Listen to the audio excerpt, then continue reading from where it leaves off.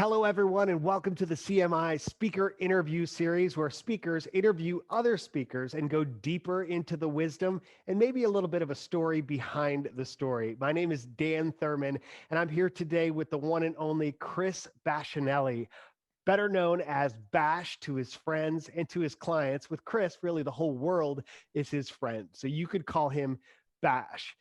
Bash has acted on The Sopranos. He's moderated at the United Nations. He's hosted his own TV show for PBS and Geographic magazine. And he's done so much traveling around the world, learning, teaching, and educating audiences as a speaker for many, many years. He's still a young dude, just 34 years old, but you'll be amazed by the wisdom in this man. So Chris, thank you so much and welcome. Dan, thank you so much. You're a great friend, and you have been for many years. And one of the great, I have to say, regrets of my life is not taking you up on the offer to learn how to backflip all those years ago. It's a skill that I still wish I could learn, and maybe we can do it one day together. We were trying to do it in like 5 minutes. You know, we need like at least 30. without any mat to brace the fall. Yeah, in a hotel gymnasium, like the little workout room actually is all it was. And it was before your speech. So like you were getting ready for your speech, getting ready to go on stage, and you're like, oh, Dan Thurman's here. I've got to take advantage of this moment and learn how to do a backflip. But that's how you are. You learn from everyone, everywhere, wherever you go, and you don't waste any time like getting to the nuggets of what people are all about. I was so looking forward to being with you today, and I'm just pumped about this moment, because any experience with you is simultaneously therapeutic and a little bit of a conviction, because you have this way of caring for people, but because of such loving presence, it's almost like you hold us accountable. You cause people to take a really good look at what's going on within their lives, within their thoughts, and you have to take it very seriously, right? So I was wondering if you could just kind of give us a bit of your core philosophy about life that kind of brings that quality to the surface. Dan, first of all, let me say thank you so much. And it's an honor to be with you. You're a great friend. And it's an honor to be a part of CMI and to be a part of this speaker series. I just learned so much from each and every one of you and from our entire team. So for me, I'm very grateful to be here. The lesson that's been hitting home for me a lot recently is, let's not try to change the world. Instead, let's change ourselves. I have found during this pandemic, especially when all of our businesses have been just flipped completely upside down, the people that are doing really, really well, the businesses, the people, the individuals, the communities that are doing really well are those that are able to focus on things that are within their control. And at the very beginning of this, one of our good friends, Tim Gard, said to me, he said, Bash, focus on what you can control. And then it dawned on me, riding this pandemic out, which I do believe it will pass, is kind of like riding out a wave. When I go in the ocean and I surf, I'm not yelling at the waves. I'm not mad at the wave for wiping me out. Everything that happens to me when I'm out there in the Atlantic Ocean or the Pacific Ocean or the Indian Ocean or wherever it might be, everything that happens, every challenge, every wave that crashes on me is information. I take it as information. Oh, I need to move a little further up on my board. I need to move further back so that I can become a better surfer. And we can use this opportunity to become better surfers of life. Yes, we might not be able to control everything in our lives right now, the economy, the weather, our finances from day to day, but we can control the attitude that we bring to it, I believe. I love that. And that frame of reference and ownership of the challenge is so important really to all of our clients.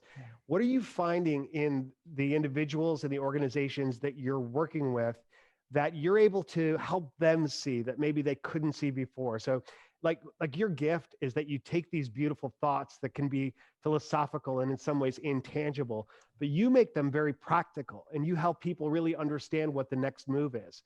So what do you think is the next move for the people who feel that way right now? Wow.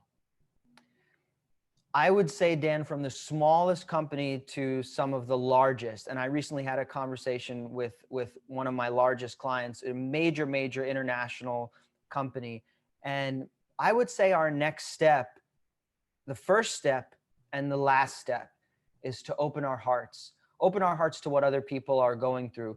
Because from the smallest client to the largest client, everyone is struggling with the same things during this pandemic. How can we work from home with all of these distractions at our fingertips? How can we stay connected to our family when we might not actually be able to physically give our loved ones a hug?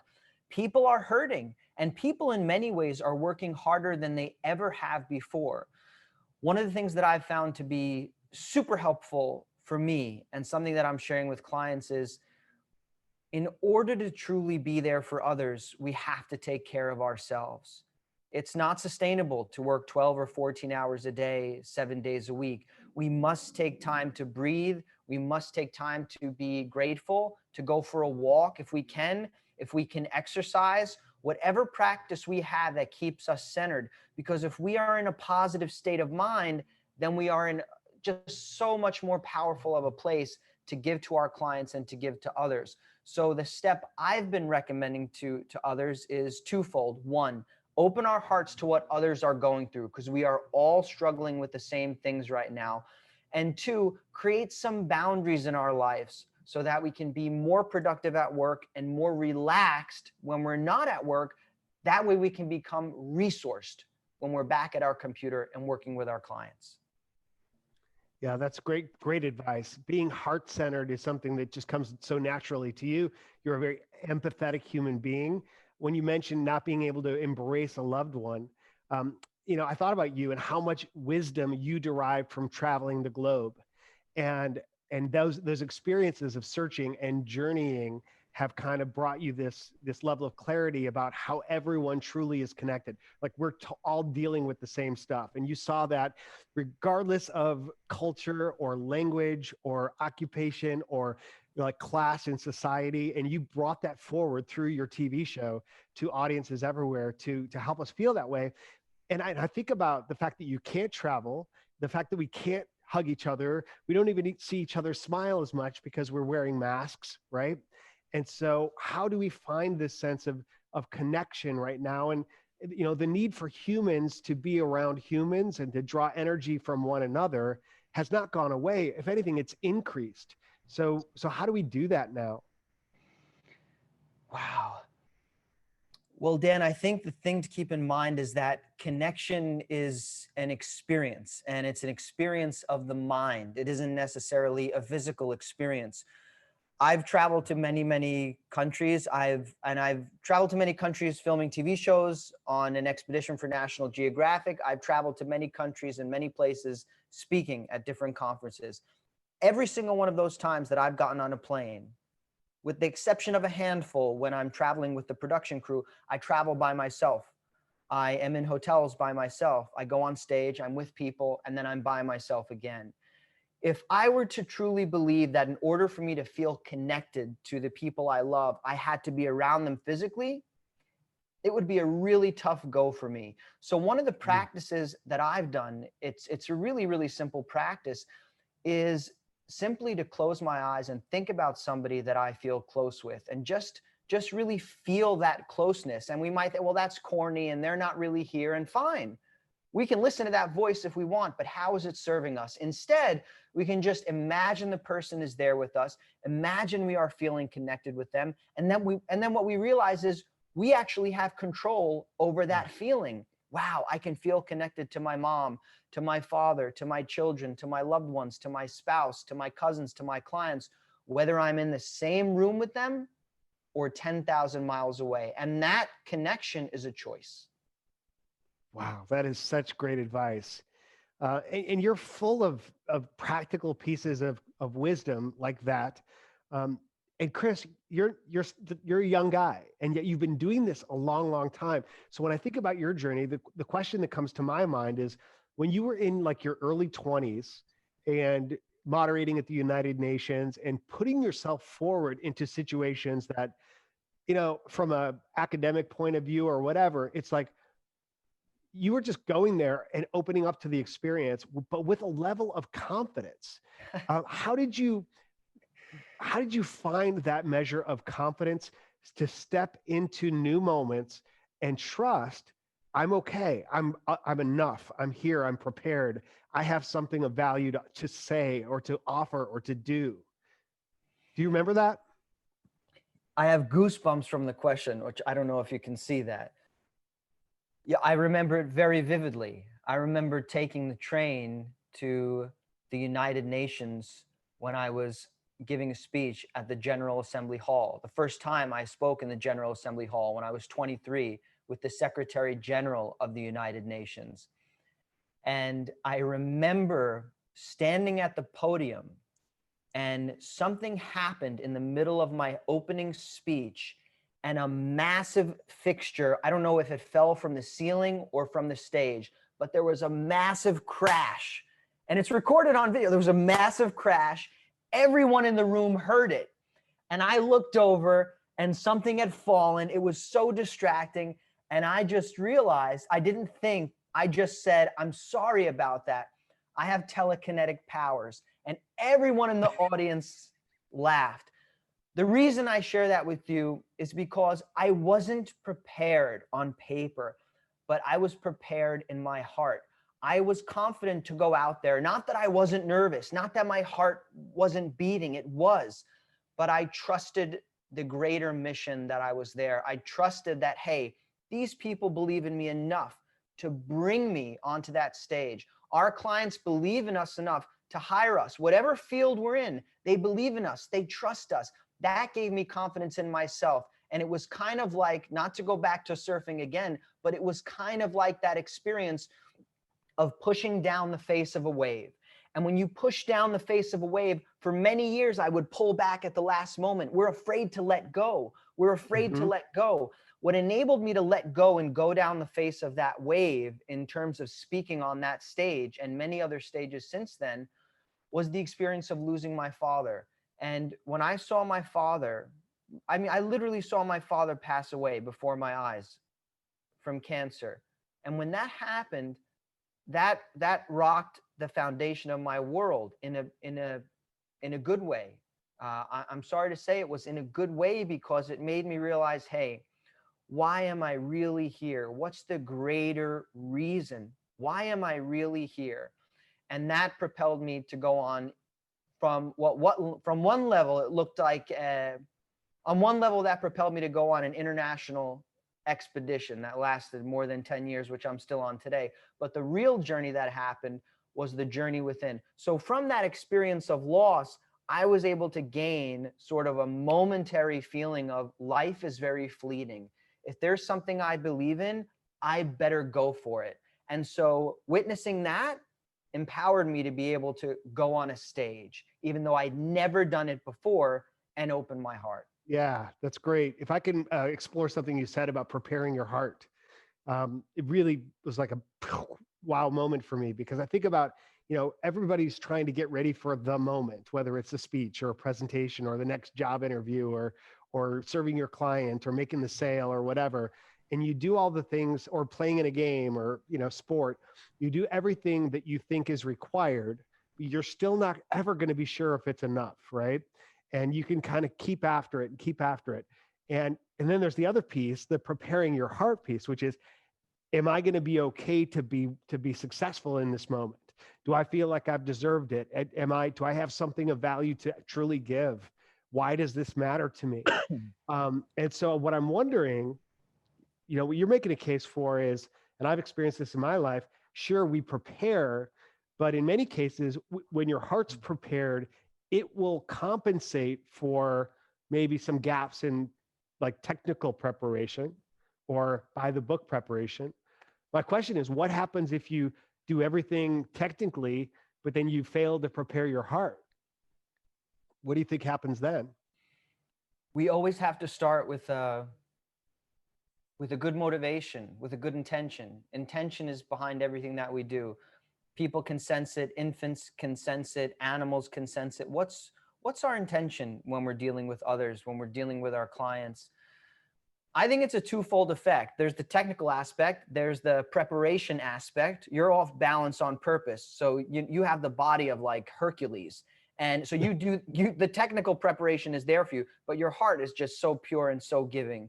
So the technical aspect, and let's say the sort of inner aspect, the psychological aspect, that I think they actually influence each other. Sometimes when we wake up, we don't want to exercise. We don't want to work out. Maybe a lot of times, especially when we're working out in our living room. Mm-hmm. If we force ourselves to learn the technical aspect, to do the due diligence of the day-to-day work that we have to do to be physically, technically prepared, that tends to have an influence on how we feel about ourselves. Sometimes we start from a positive feeling within, and that will inspire us to exercise or to engage in the technical aspect of preparation. But sometimes we have to just do the work. And when we do the work, we gain confidence in our ability within. I believe it was Mr. Rogers, the wonderful PBS television host, who was interviewed. And during the interview, he was asked, how long did you prepare for that program? And I'm making this up because I forget the number, but he said something like 52 years. Like his whole life. What we do on stage, I find that to be the simplest thing. The most difficult thing is living a life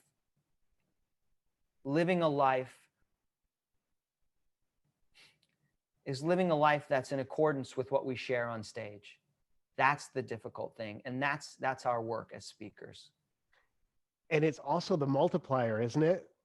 I mean, it makes everything else, when you get that resonance between your life and your message, when you get that right, it just takes the message to the stratosphere in terms of impact. And I think you're right. It all comes down to intention, and the audience knows on whatever level, hey, is this guy just a messenger for a nice message, or is he actually living it?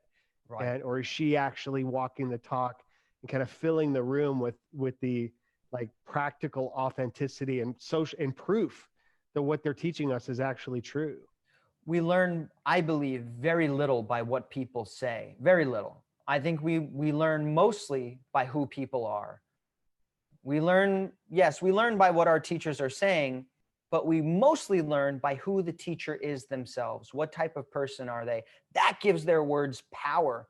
Otherwise, the words will go in one ear and out the other. Yep, sounds good. We can check off the boxes. They said all the right things, but it has no impact to move us. When somebody's done the work on themselves, the inner work, then their words have the power to move us because there's a congruency, integrity, and that's what we're aiming for. And that's a lot of work.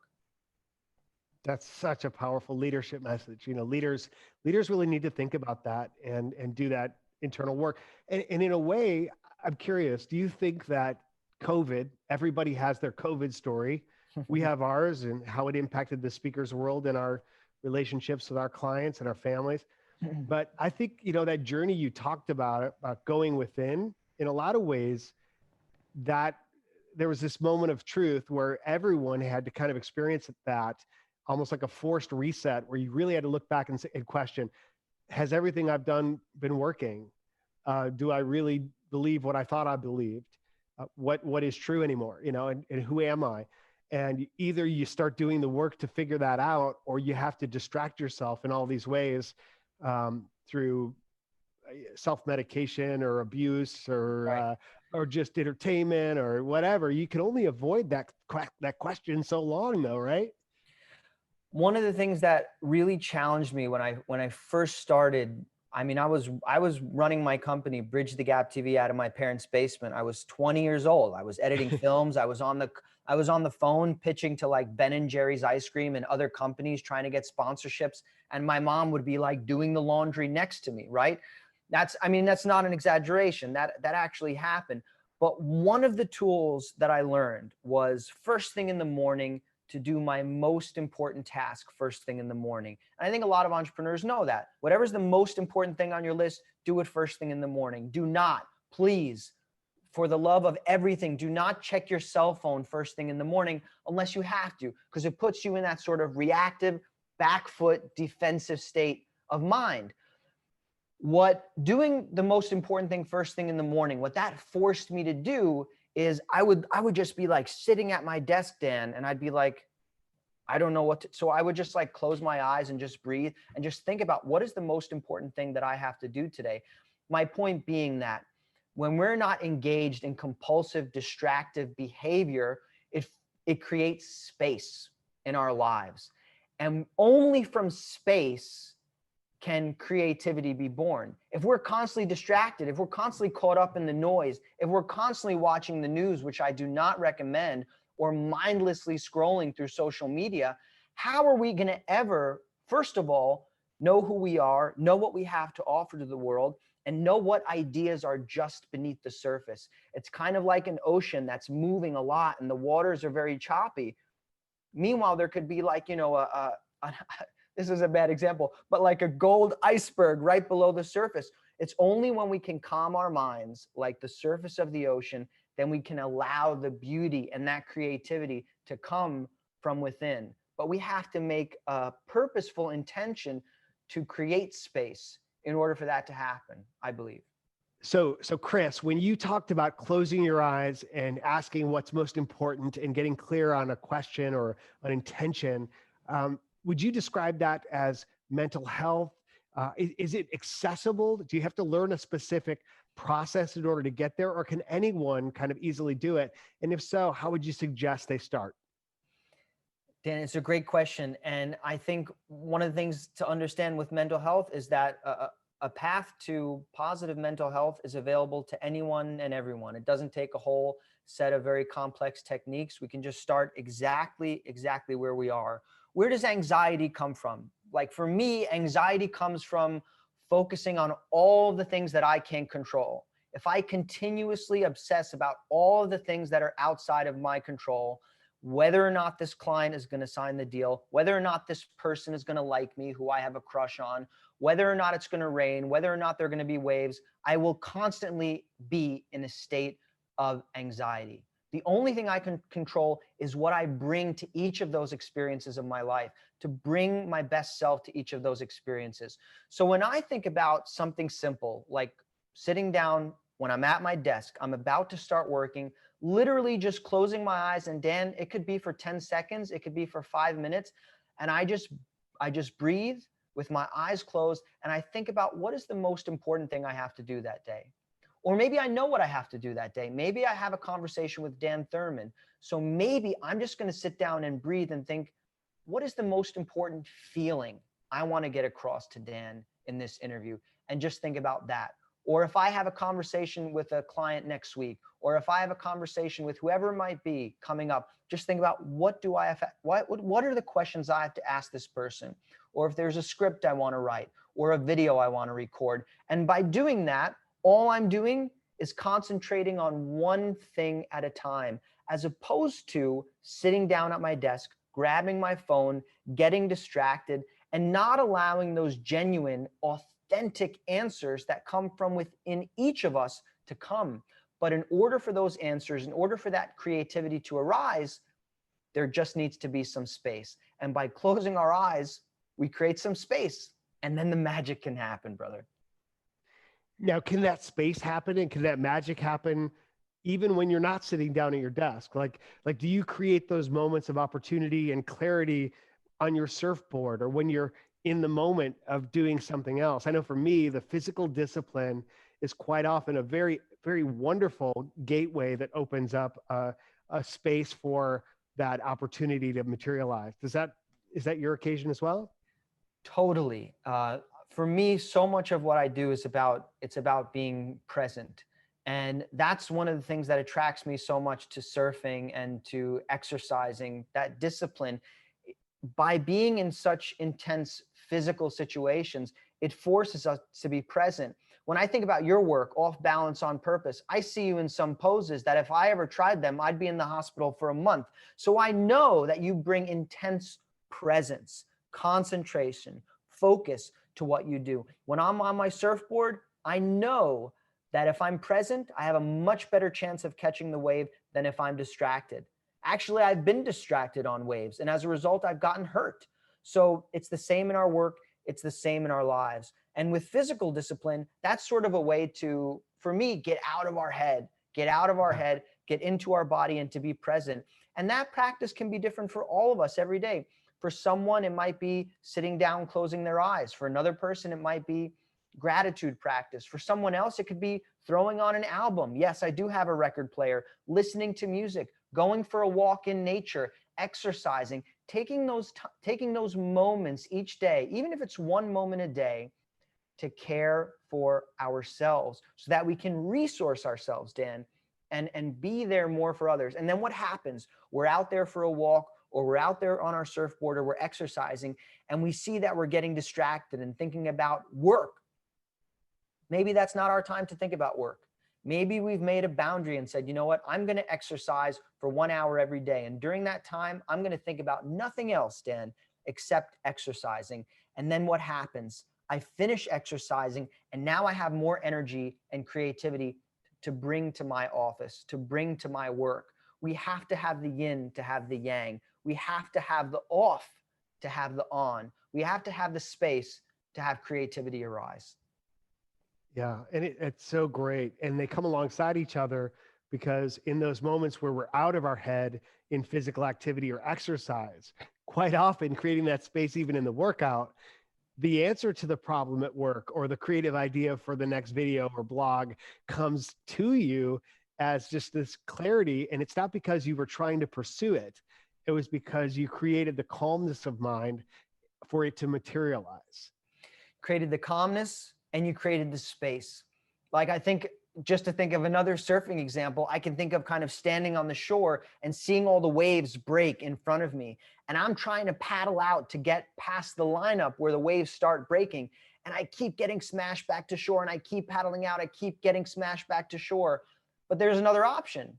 If I go back on the beach and I look at the ocean and I look at the waves, I might see, hey, there's actually a channel 50 yards to the left where the waves aren't breaking. And so I can just paddle out there without my hair getting wet and paddle out to the beginning of the lineup. It's the same with any problem solving equation that we have. Creating some space gives us a new perspective. And the same goes with bringing in different perspectives, different people, different backgrounds, different cultures. Because when we bring in different perspectives, it allows us to look at that same problem from the wisdom and experience of countless different minds. And that will be more powerful than any problem-solving equation we try to solve on our own. Because you told me that this year you've been so creative. Give us a little insight into your creative process and tell us what you're working on right now. Believe it or not, Dan, I think one of the foundations of creativity is stepping into our own self-worth. And what I mean by that is allowing ourselves to be successful.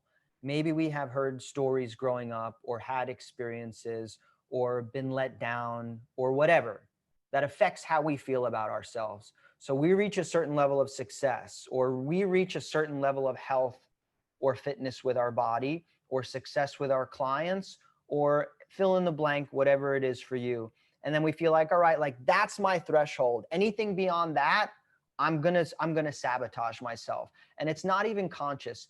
So that's why I think it is critical every day, each of us have some sort of practice, whether it's gratitude or prayer or meditation or breathing or going for a walk, something that centers us, something that empowers us to feel good within, not based on external conditions, not based on, great, the person I like, they like me back, or great, this client I really wanted, I landed them. Not based on externals, based on ourselves, based on knowing that we've brought everything we can to our lives. Like you said, some days we don't feel motivated. Some days we don't feel inspired. And I think what we have to do, honestly, Dan, I think we have to strike a balance between being gentle with ourselves and being disciplined. You know, if I don't get a good night's sleep, I'm not going to go and do the heaviest deadlift I can, because I've done that. And then I hurt my back as a result. And then I'm out for a handful of days.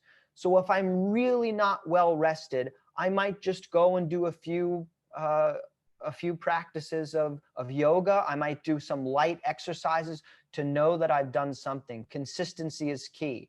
But at the same time, we want to make sure that a sort of lazy narrative doesn't take over our mind, so that we can use gentleness as an excuse for not reaching our potential. So it's that balance between, hey, am I just saying that I feel tired today? Or am I genuinely tired? Does my body need a rest?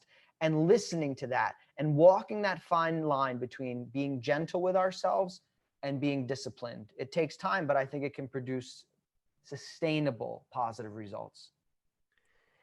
Thinking of people who are gentle and disciplined, one of your heroes and personal mentors comes to mind, Dr. Jane Goodall, who is a world-renowned, of course, primatologist and anthropologist, and just legend. I mean, I grew up seeing these movies of her with the primates and developing relationships within the communities, and it just seemed almost like a superhero to be able to transform as she did and to elevate her field to a level far beyond it ever was. How did you meet Jane Goodall? What was your relationship like? And how did she impact you, Chris?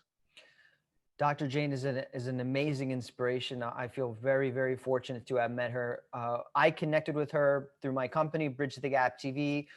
We made our first documentary on the Pine Ridge Indian Reservation, which is unfortunately still one of the poorest places in the United States of America. Now, looking like me or you, it's generally difficult to gain trust filming on a reservation, right? And that's very, very clear why that is. I realized that if I was going to make a documentary on an Indian reservation, we needed the support from within. We needed the support of local grassroots nonprofit initiatives that were helping people without any hidden agendas.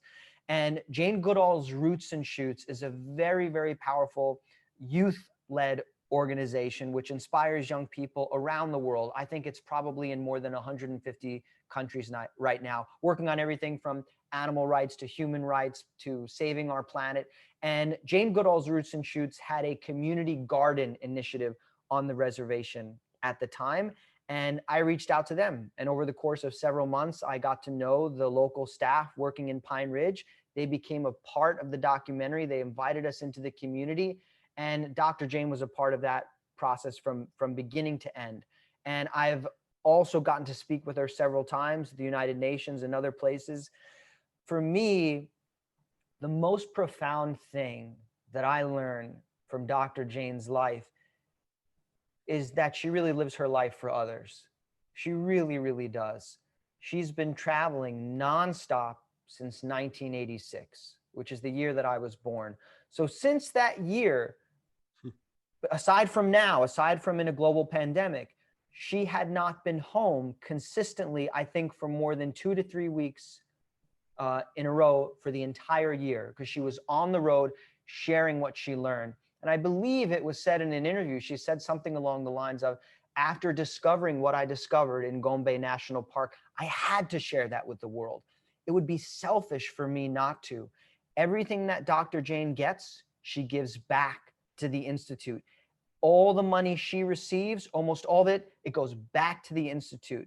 She's not a rich woman, but she's the richest woman I know internally, because she lives her life for others. All the fame, all the attributes, all the accolades, she doesn't care about it, only to the extent that it can serve others. And that's an example that each of us can take. It's kind of like the more we shine our light on others, guess what happens?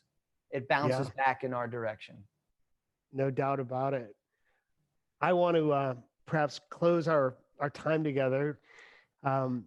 You shared some wonderful thoughts about Jane Goodall, and couldn't agree with you more. Just what a blessing and privilege of you to cross paths with her in life, and not just for a small encounter, but for a true relationship. And now we get to benefit secondhand, and our audiences get to benefit from that experience because of how you are able to articulate it and relate it to the circumstances that we face in our lives, in our businesses, in our mental health, and how we overcome adversity, and even issues of like diversity and inclusion, and how we can accept each other and truly be present and kind of get out of our own way in terms of connecting. So I want to just close with what Jane Goodall said about you, which is we all need more people like Chris in the world. We need more people like Chris in the world. That's the quote. We need more people like Chris in the world. And I agree. Or I'd say it a little differently. I'd say we all would benefit from being a little bit more like Chris. Because that's the deal. Is when we change ourselves, like you said, we change our world, we change our relationships, we change our connection. And Chris, I truly believe just our little conversation here today has truly changed some people who listen to it. And so thank you for being a part of the CMI speaker interview series. Great to be with you, my friend. Thank you so much. Thank you to you and the whole CMI team. Thank you, brother.